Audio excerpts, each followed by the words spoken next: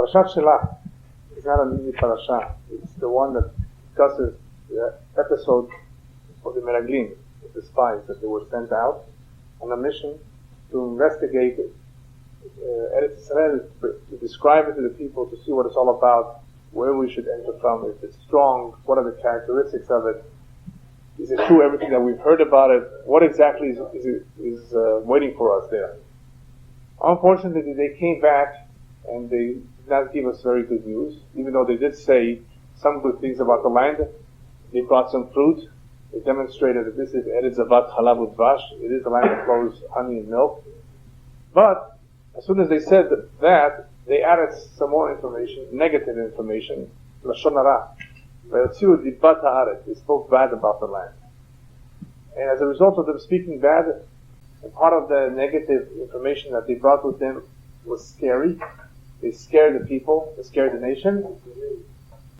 So what happened as a result is the people began to cry, complain, and were willing to change their mind and go back to Egypt if necessary.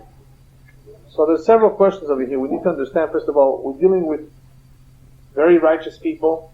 We're dealing with important people. We're not just dealing with ordinary individuals going to spy. Even though the whole idea of spying and checking it out was to begin with not a good idea, Hashem did not advise it. Moshe is the one that said, to the people, if you really want to see what it's all about, okay, I'll agree. And Hashem agreed in the end, but Hashem did not encourage this idea. Trust me, that should have been enough. So there's problems all along. But the biggest problem of all is when they come back and they speak Lashon Hara about the land, and the people, to make things worse, they also go along with this, and they begin to cry and complain. Where is all this emunah that they've had before? Where is all their faith and trust in Hashem that they were supposed to have by now? Even though we're still holding in the very beginning of the desert traveling, right? We're not holding at the very end before they're entering Eretz. All of this is in the very beginning. Still, they should have had a lot more emunah based on all the miracles that they witnessed. They should have been a lot stronger than that. So we need to understand why they lost their faith and how did such important people with the Meraglim war say things that were so terrible as to discourage the brothers from going to Eretz Israel. So let's analyze what they said. Did they say Did they say the truth or did they say a lie? If you read the parasha, you will see that to all what they said was, for the most part, true. For the most part, it was true. It was not sheker. They said the truth. They saw giants. And they were scared themselves. So they said, we're not going to be able to defeat them. These are giants. So we're going to have a hard time. It's going to be very challenging.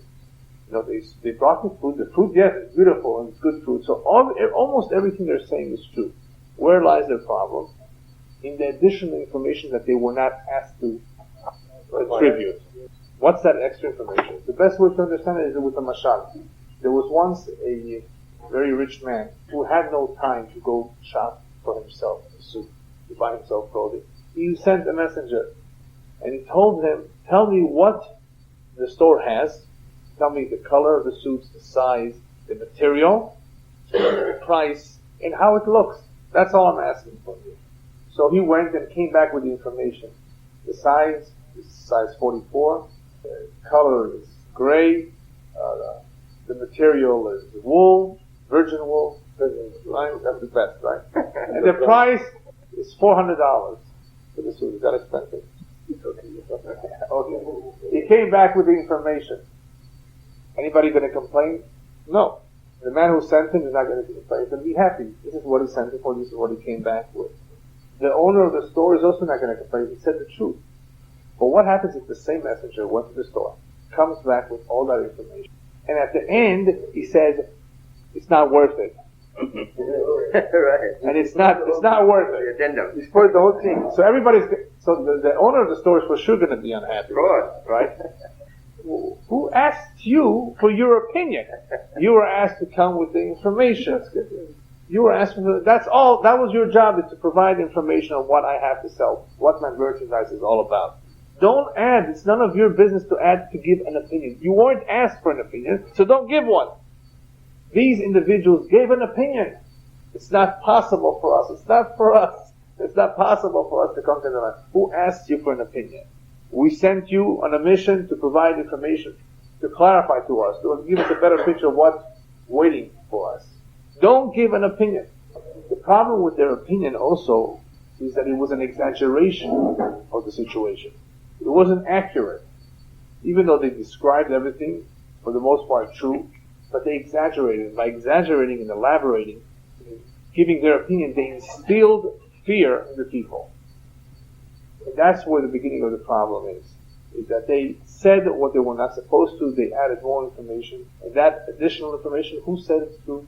An opinion, all of this is an opinion. It's not based on necessarily facts for certainty. Describe the situation, and we will be able to see what to do about it. And that's it. So that is where the problems began. The rabbis, of course, learned from this that how terrible Lashon Hara is. And they tell us, for example, that somebody could be in Eretz Israel and can kill someone in Spain. No bullet can reach Spain from Israel, right? This was maybe, but not bullets. How could somebody kill somebody if he's standing in Israel and the other person is in Spain? By speaking bad about him. Lashon Hara travels great distances. You can destroy a person's reputation of a lifetime by speaking bad about him.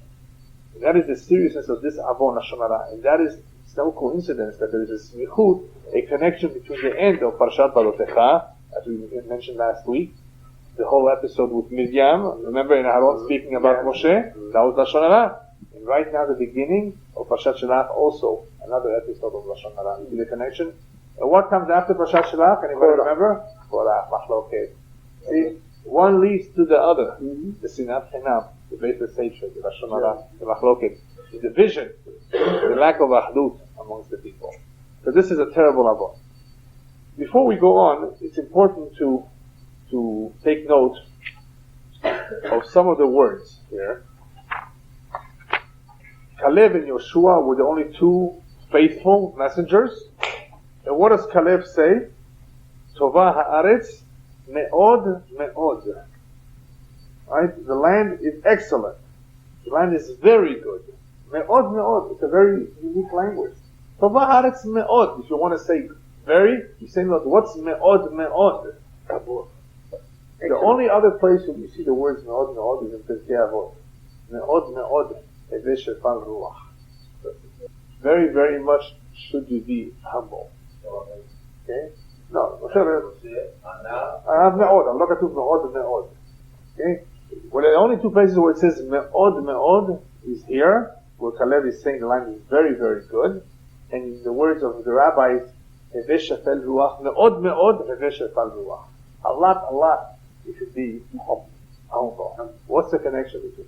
There's a tremendous connection between Eretz Israel and humbleness. There was once a rabbi in Israel, I may have to tell you the story, very prominent rabbi, who received a letter from Chutz La'aretz, from Poland, that there's some very important families coming to land, coming to Eretz Israel. Actually, I think they were established by that time. But anyway, the letter came with some money for these families, to support these families. Please provide for them, they need the money, they're poor, and so forth. And this money used to come regularly. And the rabbi was wondering, these people are not so special, why should they get money? There's so many other poor people in Eretz Israel. Why does this rabbi in Poland, Dafka, want me to help out these families, these individuals? What's so special about them more than anybody else? He was curious, he wasn't sure. And he asked, the next time the messenger came, he sent a letter. I don't understand what this is all about. So, that night, he had a dream. That is the connection between what it says in the land, Tova haaretz me'od me'od. In other words, the answer to his question is in these words, Tova haaretz me'od me'od. And he didn't understand it. And the rabbi sent back a letter that, in other words, in response to this dream that he had, that they shared between them, that this is the connection. If you would be really humble, a person would be very humble, then he would be able to see the goodness of Eretz Israel. He would be able to see the beauty of Eretz Israel. The fact that you are not humble, you are not able to see the beauty of Eretz Israel. In the same way, the rabbi explained to him The fact that you are not able to see any good in these individuals, that you claim they're not any more special, is because you're not humble. If you would be more humble, you would begin to see how special these people really are. I'm telling you approximately, this is how the story went. In other words, the rabbi got it over his head that he was not humble. That was the bottom line. Right? So he started becoming more humble. And after a while, he became more humble. He trained himself. He realized that these individuals who were being helped were really very special people. So that's the connection between Me'od in Eretz Israel and Me'od in humbleness. For a person to see the beauty in others, to be able to see the beauty of Eretz Israel, to really see it, one has to first be humbled down by him. His own heart has to be humble. Then he's able to see the beauty and what's good and what's positive in others, including in Eretz Israel. That's the connection. Okay, what happened to these people? They were punished. They died. But not only did they die, even the rest of Am Yisrael received a punishment of what? Not only not seeing it, but spending 40 years in the desert. So we have two types of punishment here. The people who spread the bad, the gossip, the lies, well, not really lies, but the Lashon Hara, they died a miserable death. Their tongues extended themselves, right, throughout. It was a miserable death. And the rest of Am Yisrael who didn't believe and who lost their faith had to spend the rest of their life in the desert, and they did not merit, except for Kalem Yeshua, to enter Eretz Israel. Why is this punishment so great? Why is it so serious? Well, the group, the spies, what they did is a terrible avon. It's not just the Lashon Hara that they spoke. There is somebody in the Torah that's called a Mediach. Mesit Mediach. Mesit Mediach is one who incites others to leave the religion. It's one of the worst crimes that one can do, that one can commit. One of the worst avonot. It's one thing if you do a sin, if you commit a transgression. If you do not fulfill a mitzvah, okay, it's between you and God. But to discourage somebody else, to be another person, another family, another community, that is a tremendous avon. In the same way, it's a big mitzvah to mekarev somebody b'teshuvah, to bring someone back to his roots. In the same way, it's a terrible avon, one of the worst avonot, to discourage one, to try to convince a dude to join this cult. Yeah. By them saying what they said, they put so much uncertainty and so much fear. And Am Yisrael, it's like they were medihim. It's like they pushed them away. It's like they discouraged Am Yisrael. And that's why their avon was so great. But what about Am Yisrael themselves? Why didn't they merit to enter Eretz Israel? Because after all this time, after witnessing so many miracles, their emunah and bitachon should have been very strong. This maaseh, this particular deed, this episode where they began to cry, was the exact opposite of Naaseh v'Nishma. Naaseh v'Nishma was on such a high level, we're willing to do anything, we're willing to go out to the desert, and whatever you say, right? And here it's just the opposite. We don't believe it anymore, we can't win, we're going to die. Why should we die in the desert? Let us go back to Egypt instead. This tremendous lack of bitachon and emunah was a tremendous chilul Hashem, the desecration of Hashem's name. And Hashem said, you have no trust in me, you have no love for Eretz Israel, then you don't deserve to see the land. Eretz Israel is a very sensitive land, our tradition says. It vomits those that it cannot tolerate. And a lot of people who come there, who move there, eventually leave. They can't stay there. It's not because they don't want this, Eretz Israel doesn't want them. And it somehow convinces them or pushes them out. The only way a person can make aliyah, can move to Eretz Israel and stay there, is if there is some degree of idealism in his move. Because there are many things that are going to disappoint him. Many things. The bureaucracy, the difficulties in raising children there, and now with this, with the economy and with the problems with the enemy, there are many reasons to discourage one. Just like they were discouraged just from hearing, not even being there. It takes a tremendous amount of bitachon and emunah in Hashem and idealism too, to be able to move there and stay there despite everything. And you will find some good Jews. This is where I'm staying. I'm not even moving out, no matter what happens. My uncle, Allah Shalom, my father's brother, never left Israel, even if they would offer him the best job. Never even on a visit, never even for traveling, nothing. Never want to leave Eretz Israel. These are people who are completely attached and value. They know how to value what Eretz Israel is all about. And in order for a person to stay there, he has to be on that level of emunah and bitachon. So this was the opposite of Naaseh v'Nishma, and that is where they were punished. What was the punishment, by the way, besides not entering Eretz Israel? The punishment was that day that they cried left such a bad impression in Bashamayim that on that day, throughout history, the Jewish people suffered. What was that day? Tisha B'Av. So it was not only did they not enter the land, it was not only that generation was punished, that day, that whole day was cursed. Imagine, the day was cursed. That total bitachon that they had, that the Emunah Hashem was completely lost, what happened? So that left an impression for future generations. So on that day, many terrible things happened in the future. Besides the Churban HaBayit, Tisha B'Av was a bad day for many other things. Many communities suffered on that day. Alright, the next point, I'm not going to go necessarily in order, but the next point in Parashat Shelach is the mitzvah of tzitzit. How does the mitzvah of tzitzit come about? How did the Jewish people receive this mitzvah? Because the Midrash says that this incident happened after the Mekoshesh Etzim B'Yom HaShabbat. There was an individual who was gathering wood on Shabbat, and of course he committed a transgression, even though he was warned, and he was punished. And after that, Moshe is told, give them the mitzvah of tzitzit. What's the connection? So the Midrash says as follows. Moshe turns to HaKadosh Baruch Hu and says, he gave them a beautiful mitzvah called tefillin.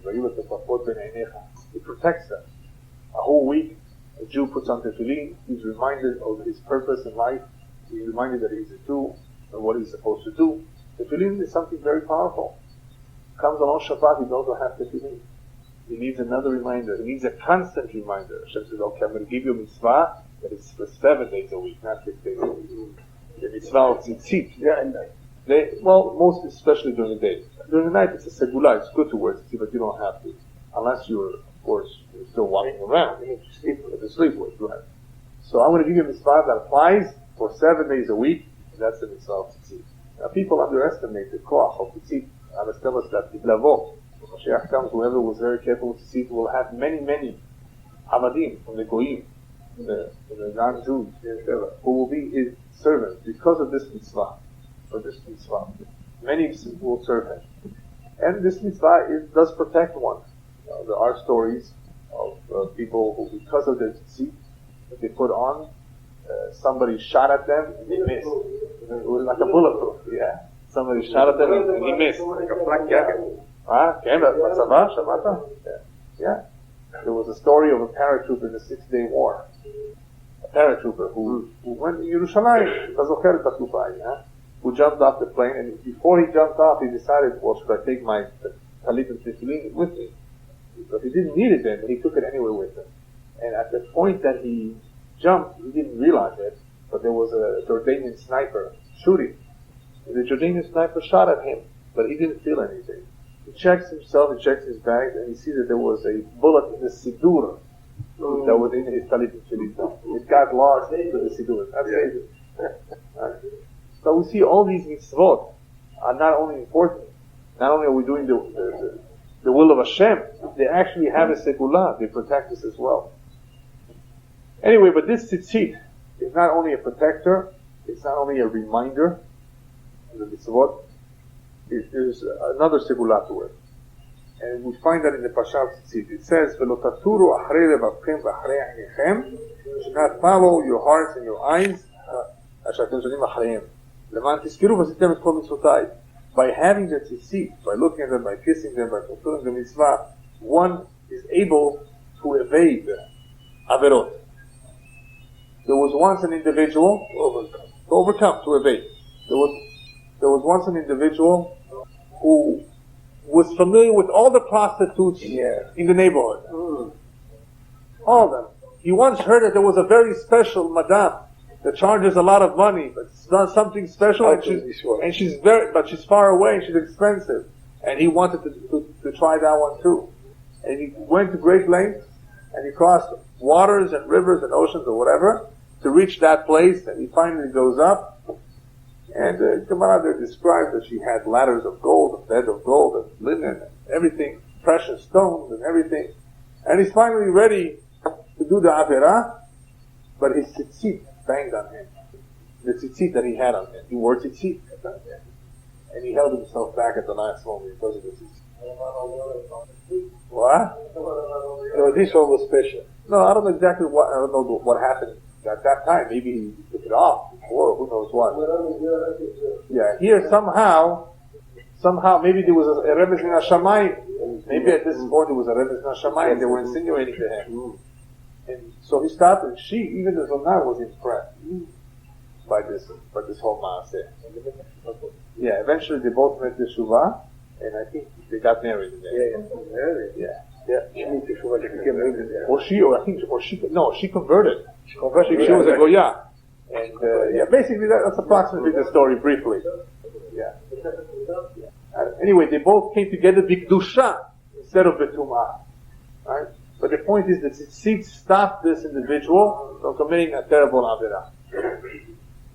Some people are sick, they're willing to go far away just to do an avirah. This, for some reason, he had a zechut. Remember, this was also a Talmid Chacham. He was also a knowledgeable, a learned person, and he had a Yetzer Hara, but the zechut that he kept is Tzitzit. When you keep a mitzvah, especially when you do it consistently, that mitzvah is extra charge, and it has the clock to save the man. So it could be that was his zechut. Why did that mitzvah remind him more than anything else? Besides the segula that mitzvah has. It could be that he was careful with that mitzvah. So even though he had problems, he had a weakness with his Yetzer Hara, that at that moment Hashem sent him a Sheliach, in a sense, is to remind him. So that's a powerful mitzvah to help us with the machshavot, with the hirhurim, and helping us evade avon. For that itself is working. That is why the Kabbalah says that even at night it's a powerful segula. One who sleeps with it, even though he doesn't have to, it protects him from nightmares and from bad dreams, from all sorts of problems that can happen at night in bed. There's no obligation, but it's a segula. Alright, next point. Let's go back to the messengers. There were 12 that were sent out.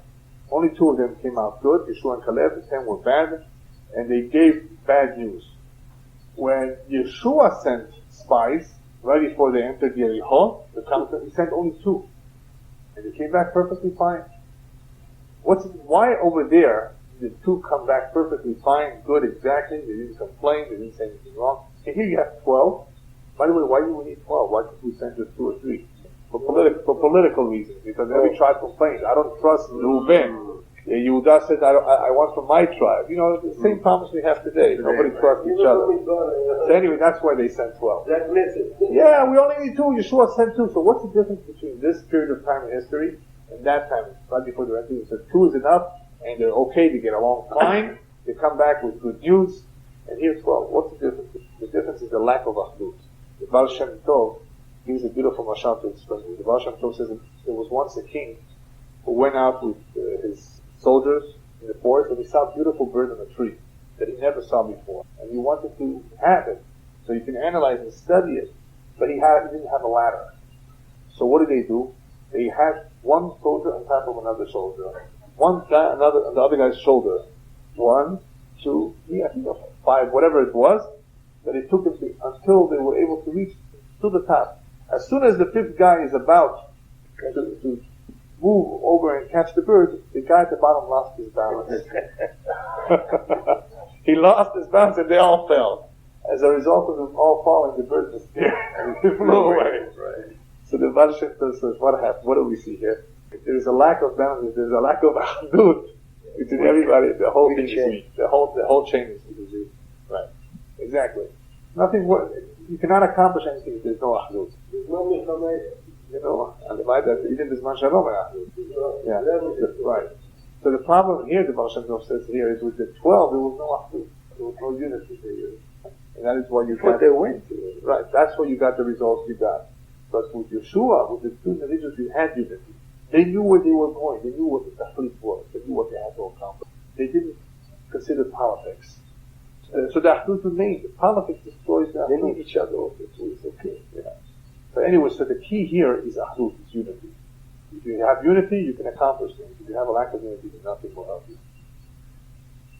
Okay, next point that is also tied to tzitzit is the problems with television. Just like tzitzit, which is a powerful mitzvah, is able to protect one from avon, if a person immerses himself in tum'ah, then it's like the rabbis tell us, it's like he's immersing himself in the mikveh, holding an insect, an unclean insect in his hand.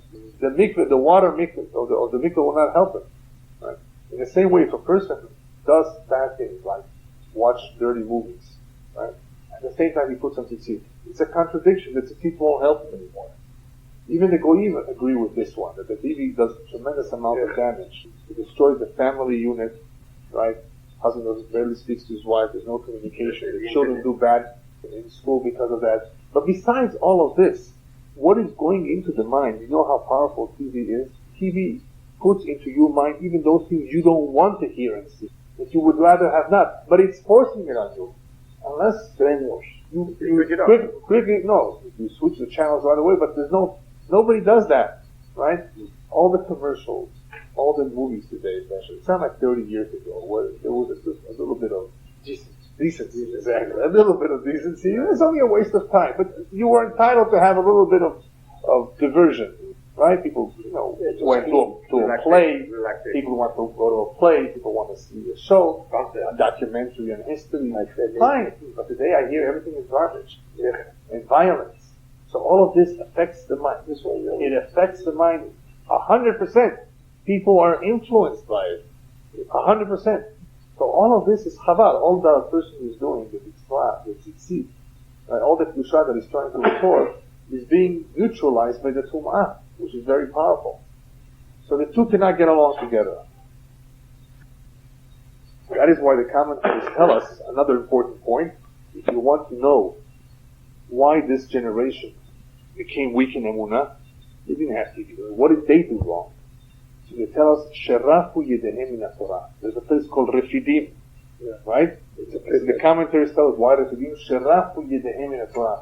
They loosened their hands from holding on to the Torah.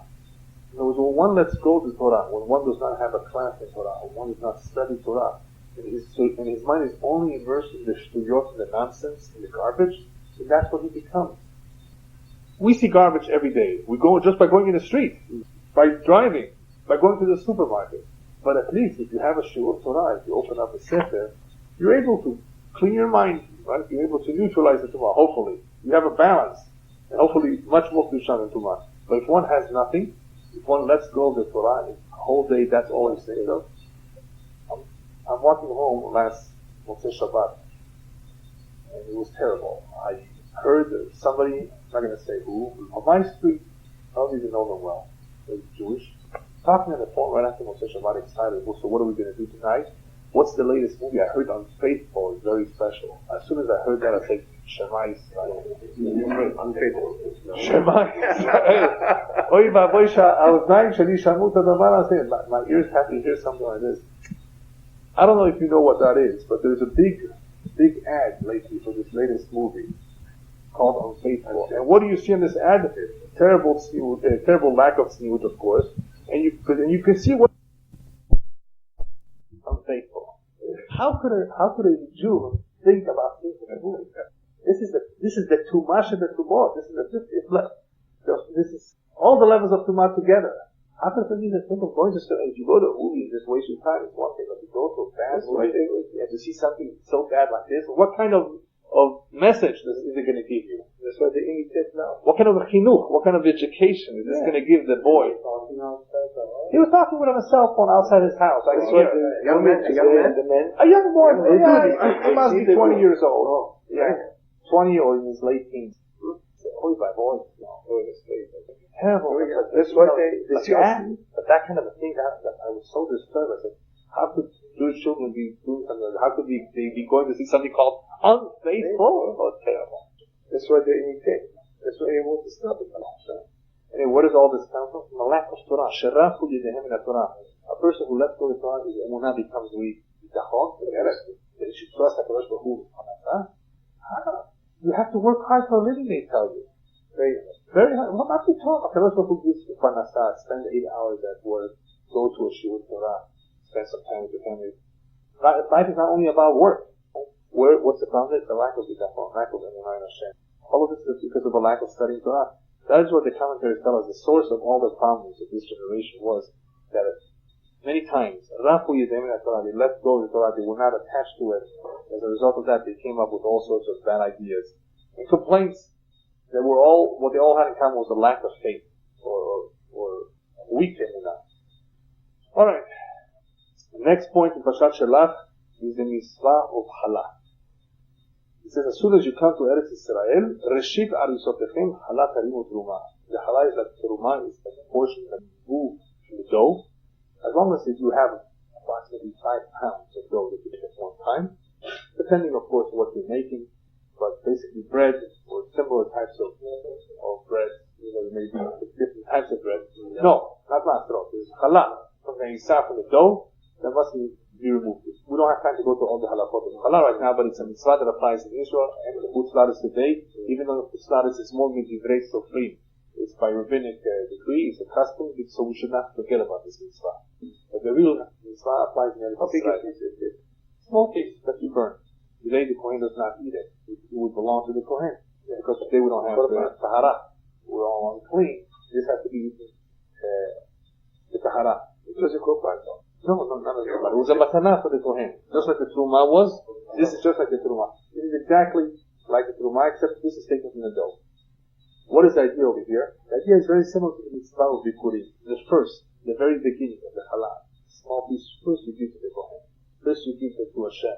You don't show to you Torah. You don't show that you're ungrateful. You show that you appreciate what you have, that person who gave you a blessing. And the first part, or the first fruits, for example, you couldn't grow, you bring to Yerushalayim, right? Right? In the same way with the challah. The challah, you remove it, and then you enjoy the rest of it. Right? This shows that you appreciate what a person who gave you, and that you're thankful, right? And you give him a little bit. That is the basic idea of challah and truma. However, there's something else over here. The rabbis tell us in the words that a sheep arisotechem. There's a modern Hebrew word for arisa, the crib. Arisa also means a crib. At the very beginning of the children, the education should be ba'arisa, where they're in the crib. The chinuch you don't supply, the good Jewish chinuch you don't supply to the boy when he's already a teenager. He's not going to listen to you, right? Reshit arisotechem, tarimu truma. Make sure that you elevate the child, that you dedicate him to Hashem, to the service of Hashem early on. Where do we see this? By Hana and Shmuel. That is what Hana promised, right? When you give me a child, that child, dedicate to Hashem. From the very beginning, that's what she begged for, that's what she prayed for, that's what she had in mind. And what all of this teaches us is that the kavanah that a person has is very important. That helps to the intention. First of all, it helps guide him, and it adds to the kedusha of whatever he's doing. That is why we say l'shem yichud kedusha b'hu. Before we do something, so we should steer up our kavanah. We shouldn't do it out of routine. We should know what we're doing. If you know what you're doing, this is for this tachlit.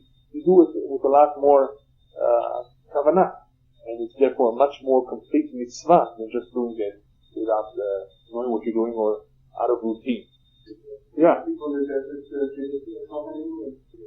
No, this mitzvah particularly only applies when they enter the land of Israel. Remember, a lot of the mitzvot that apply to the field, trumot, masrot, challah, pe'ah, all these only as soon as they enter Eretz Israel. So they're of course introduced to all the mitzvot now, but some of them only apply in the land of Israel and as soon as they enter.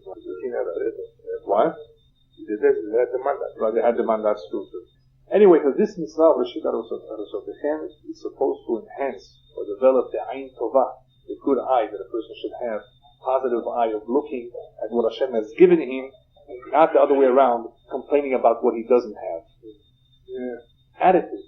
People have different attitudes. It's important to have a positive and the right attitude by looking at things with a good, positive eye. Looking at, be happy with what you have and not concentrating on what you don't have. That's exactly what happens with Lashon Hara. Lashon Hara, what's the problem with the person who speaks Lashon? He's concentrating only on the bad. Say something good at least. See, the problem is if you would say something good, that would kill what he just said. He can't do that.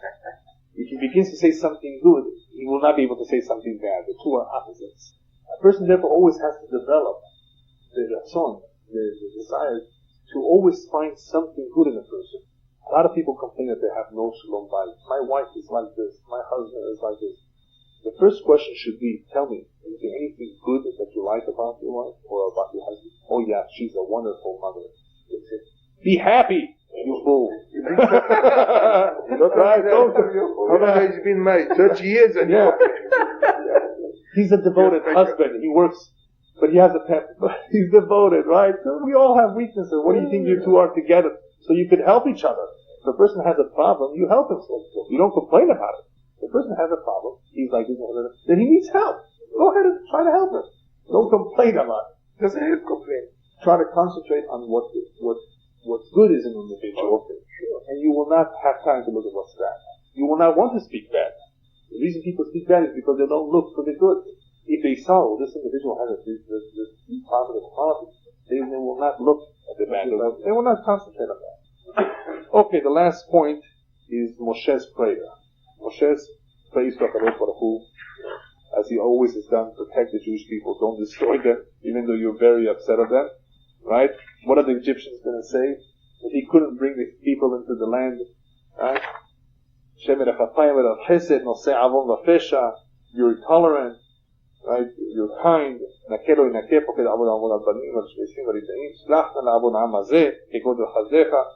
Just like you've forgiven them in the past.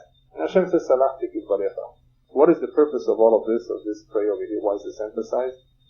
Because HaKadosh Baruch Hu is telling us that what Moshe Rabbeinu is doing, that is the right thing for Am Yisrael to do in the future. Is to pray for Am Yisrael, not to castigate them, not to criticize them. Oh, there's so many secular Jews, there's so many rebels, there's so many people going against the Torah mitzvot. Pray for them. She'yachzeru b'tshuvah. Help them out.